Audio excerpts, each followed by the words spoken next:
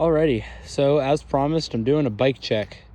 So I'm going to be just talking a little bit about the bike and kind of walking through the parts that are on it. So this is my 2022 YT Jesse Core 2.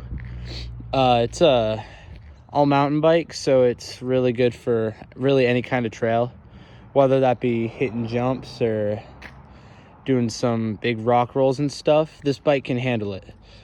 So some of the parts on it, we have this, it's called a dropper post right here. So the seat post there's a little cylinder inside here. And so when I hit this lever right here, it makes the seat go up. So that's like if I'm riding downhill and then suddenly I get to a section where I need to go uphill, I hit that there, and this puts the seat up so I can climb more efficiently. Because when you put the seat up to climb, it like basically keeps your legs straighter, and so you can just climb more comfortably. And it's like you're hiking basically. And then you just push it again, put weight on it, and it brings the seat back down. The next part is the suspension here. So this is a Fox 36, which is just a really high-end suspension fork. It's got 160 millimeters of travel from here to here. So that's really good if I'm going to be going off of some big jumps, or if I'm going to be going through nice chunky rocks or anything like that. And then in the back here we have Fox Float X, which is really good rear shock. This has 150 millimeters of travel from here to here. I know it looks like much less travel, but the way it works, because of the shape of the frame and stuff, it is very comfortable. And the suspension components, having that much suspension travel is really good because it allows me to do stuff like this. So the next part is these brakes here. So these are SRAM G2. The brake rotor itself is 200 millimeters. You can see it's about the size of my hand. So these are really big brakes. Inside the caliper here, there's 4 pistons instead of 2, like you would have on your normal mountain bike disc brake.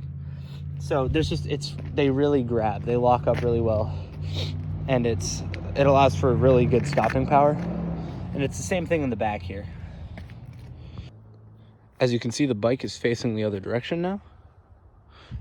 So there's some more parts here. So here's my gears. So obviously, like, gears are something that I don't really have to explain, but the types of gears I have are more specific to mountain biking. So I have 12 gears back here. You can count it up: 1, 2, 3, 4, 5, 6, 7, 8, 9, 10, 11, and 12. This is 52 teeth back here, so it's really slow. This derailleur here actually has a clutch. So it shifts really smoothly.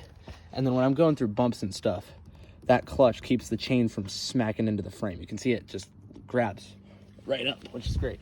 And then in the front, it's a 32 tooth chain ring. So it allows me to climb super slow, which is really nice. Got some good pedals here. These are Crank Brothers Stamp ones. So they're nylon pedals, and they have these really nice metal pins here. So these grip into my biking shoes here, which you can see the tread pattern.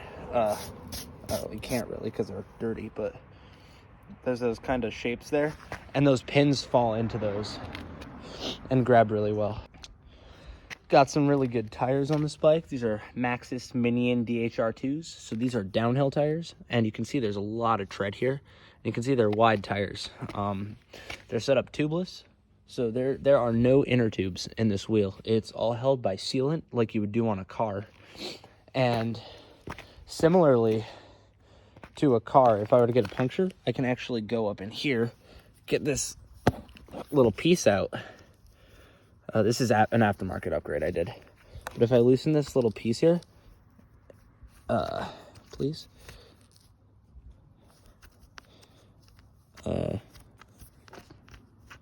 One moment. All right, it took me a minute to get it loosened up, but I have a tubeless plug kit kept up in there.